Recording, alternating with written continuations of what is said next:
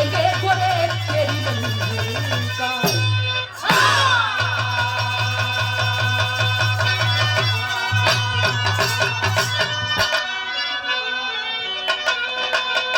घोर करेंगे बाबूजी होता नया ब्रुआन मातृभूमि है प्राणों से प्यारा ये मेरा तिरंगा है अनोखी जहां के धरा पावनी चरण धोते हैं जिसका हिमालय और गंगा। गौर करेंगे बाबूजी तमाम बिरहा आप लोगों ने सुनी ना अंग्रेजन के जमाने से लेके और आज के जमाने तक, लेकिन कलेजा कांप उठेगी बाबूजी बिरहा में एक लाइन यहाँ कवाली बा। कौन कवाली है मास्टर?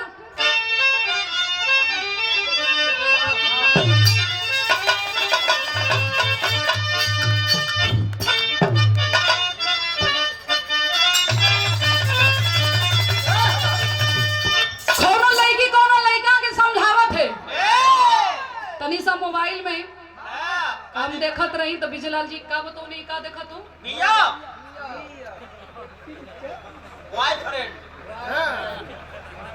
अब उतना भी हम पागल ना है ये बताओ था सेक्सी पिक्चर। आप नेता आदमी है मंत्री आदमी है मंच पर ऐसे खुले बोल रहे हैं। नहीं अरे जब से इनकी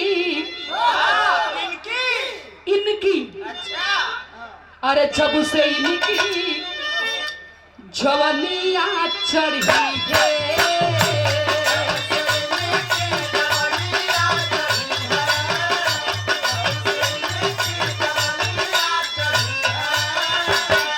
अरे जब से इनकी जवानिया चढ़ी है अरे ये हसीनों के पीछे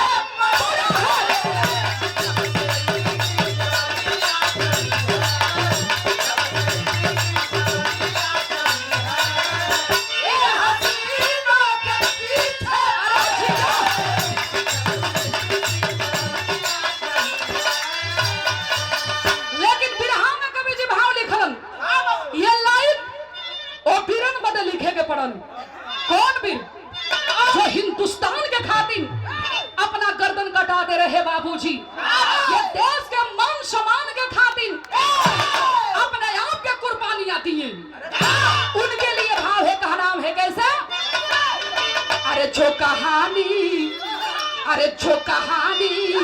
लहू में रंगी है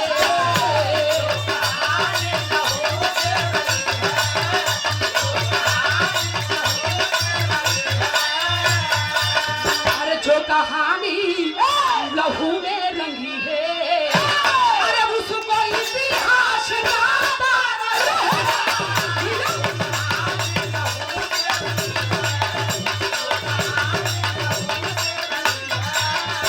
उसको इतिहास गाता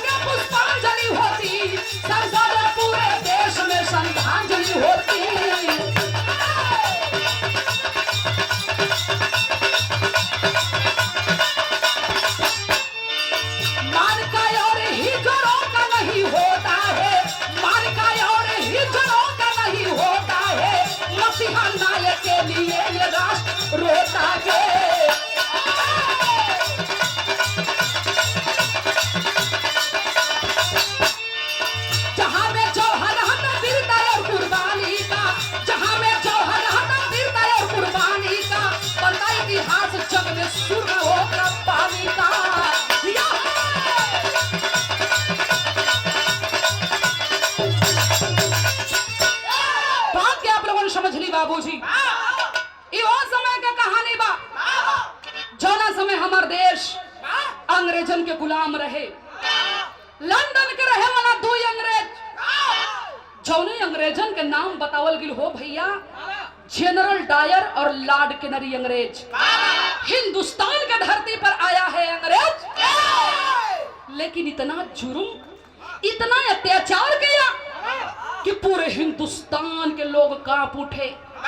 जर्रे जर्रे से आवाज आने लगी कि हम गुलाम हैं। हिंदुस्तान की माता और बहने के साथ में पापी खेलने लगा, बीच चौराहे पर नंगा बना के घुमाने लगा। अंग्रेज के आतंक देख के हिंदुस्तान के लोग जलियांवाले बाग में एक मीटिंग, एक सभा रखते हैं। अंग्रेज जनरल डायर अंग्रेज के पता चल गया कि अंग्रेज के खिलाफ हिंदुस्तान के लोग जलियांवाले बाग में मीटिंग रखे हैं। ऐलान करवा दिया, जाकर जलियांवाले बाग के घेर लो और जलियांवाले बाग में इतना गोली चलवाओ, इतना गोली चलवाओ कि एक भी हिंदुस्तानी बचे ना पावे। चारों तरफ से अंग्रेज के सिपाही आके जलियांवाले बाग के घेर लेलस। वो बाबू तड़ा तड़ गोली के बरसात होखे लगल। प्रमाण मिलता है कि 1600 चक्र गोलियां से हिंदुस्तान के लोग, हजारों लोग मारे गए। वही जलियांवाले बाग में अपने पिताजी के साथ में भैया उधम सिंह भी गई हुन। जब लसिया पलसिया गिरत रहल, देख गईलन कि हम तो मरबे करब, हमार बेटा भी मार जाई। अपने बेटा के अपने पीछे करके और जमीन पर लौटा के और अपने बेटे के ऊपर लौट गईलन हे बाबू। और अंग्रेज के गोली उधम सिंह के पिताजी अपने सीने में रोक लेलन।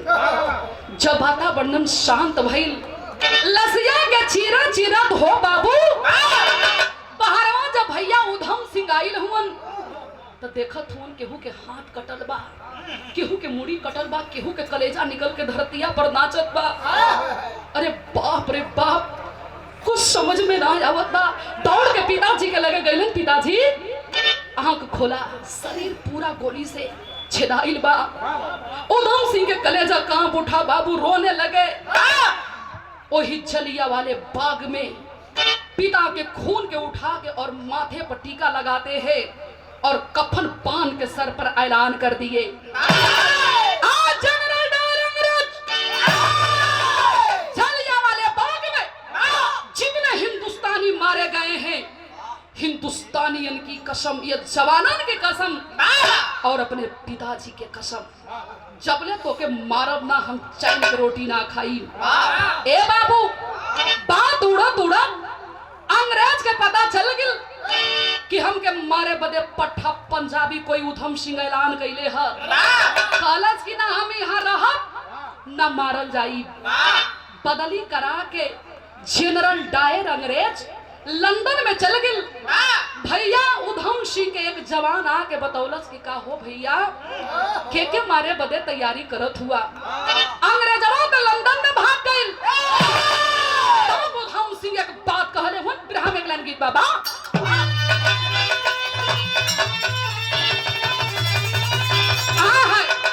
स्वर्गीय रामदेव गुरुजी अपने जवानी में बड़ा मचल के गावत रहनी।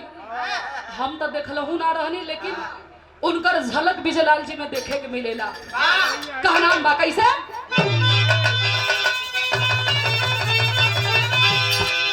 अरे झोलनिया के गोजवा, अरे हाय झोलनिया के गोजवा और टूटल रोज, अरे चवनिया में करिया छूटल राजा।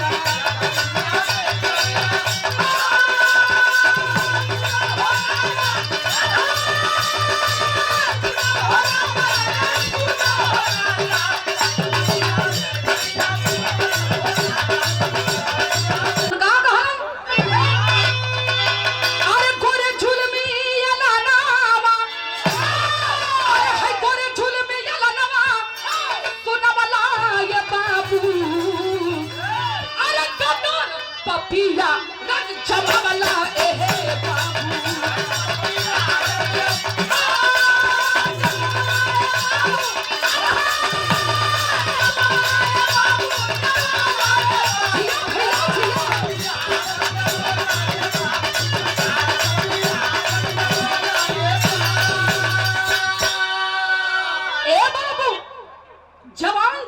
बतौलस कि भैया उधम सिंह अंग्रेजवा के मारे बदे ऐलान कैले रहला ना, उ त लंदन में भाग गिल।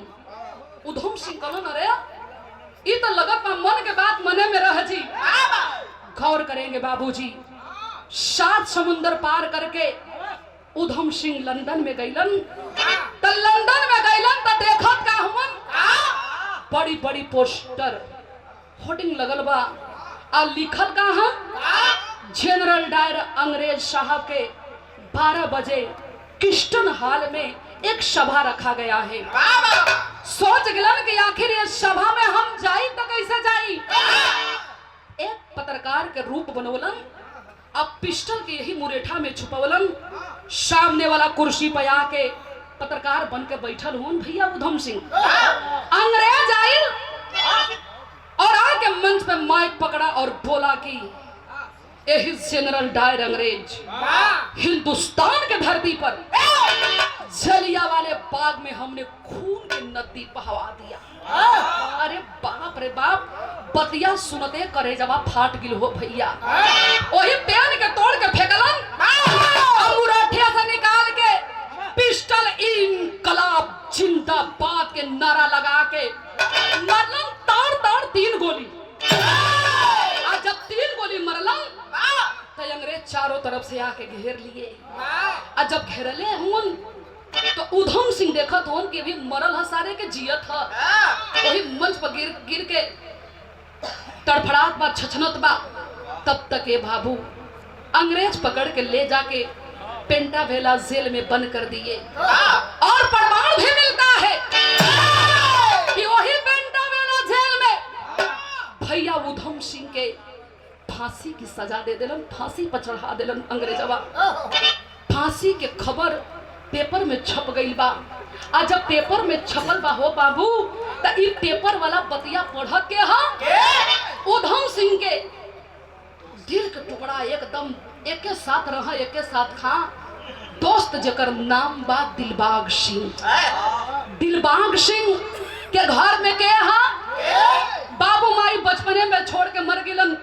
एगो बहिनिया बिमला बिया आ भैया दिलबाग सिंह बाड़न। ओहो बहिनिया धीरे धीरे बिमला के उम्र 17-18 साल बतावल गई। हाथ में लोटा के पानी लेके खड़ा बिया भैया, पनिया पीला। लेकिन दिलबाग सिंह पेपर पढ़त हुवन और गनगन गनगन शरीरिया कांपत बा, अखिया से जर्जर जर्जर आंसू चलत बा। जब देखला अपने भैया के कि हमर भैया कांपत हुवन, रोवत हुवन, तब पेपर पढ़ के पेपर हाथ से छीन के जब पढ़े लगल तो लोटा के पानी धड़ से धरती पर गिरल। और वही पेपर लेके बिमला बैठ जाती है नीचे, रोवत पिया कि ये कैसे हो गिल हो भैया। तोहके भैया उधम सिंह ना बोलौलन, तोहके अपने संगे लेके ना गईलन। तब दिलबाग सिंह रो के अपने बहनिया से कहत का हुन बिरहा में लाइन गीत बा।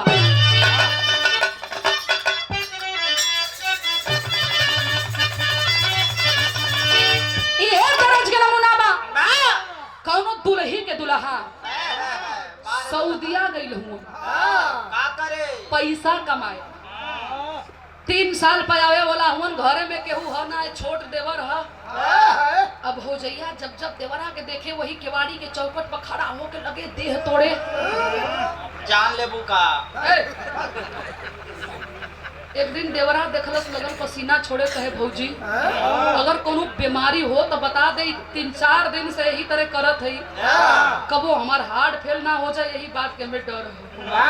तब बोला के देवरा से कहत है का कहलस, अरे करहिया देवर जी कहत है बारे मास्टर लोकलू में बहुत घूमत हुआ। कहलस अरे करहिया देवर जी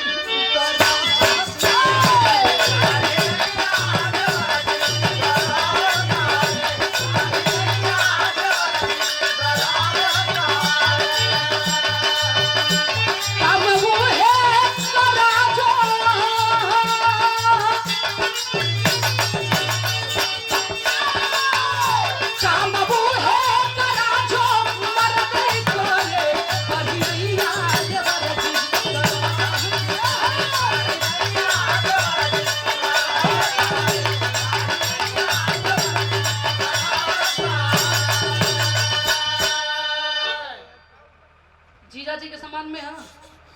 200 रुपया पुरस्कार छड़नो मिनमन से भैया लोगन के प्रणाम बा।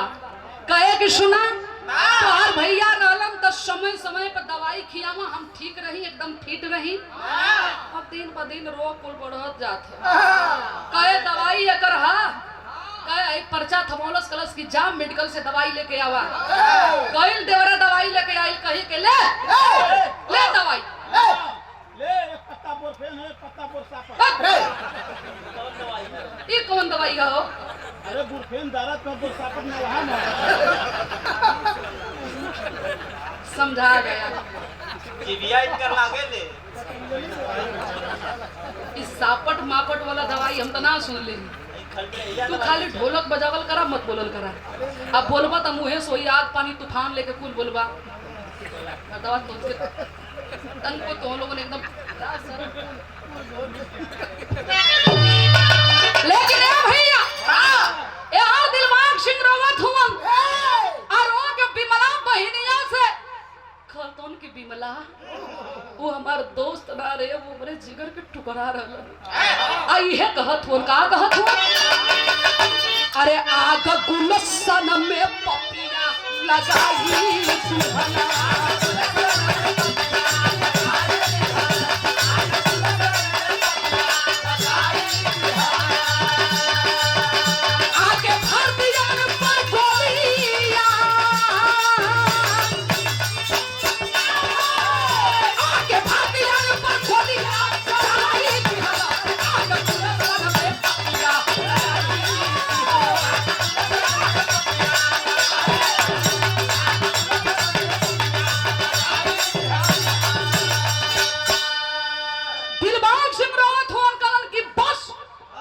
बहुत होगी उधम सिंह न मार गईलन, हम जिया थे।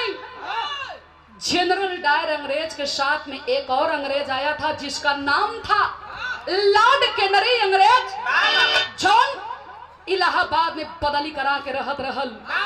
दिलबाग सिंह ऐलान कर दिए भैया उधम सिंह दोस्ती की कसम, जबले लॉर्ड कैनरी अंग्रेज के मारब ना, अरे हम चैन के रोटी ना खाइब ना सुतब।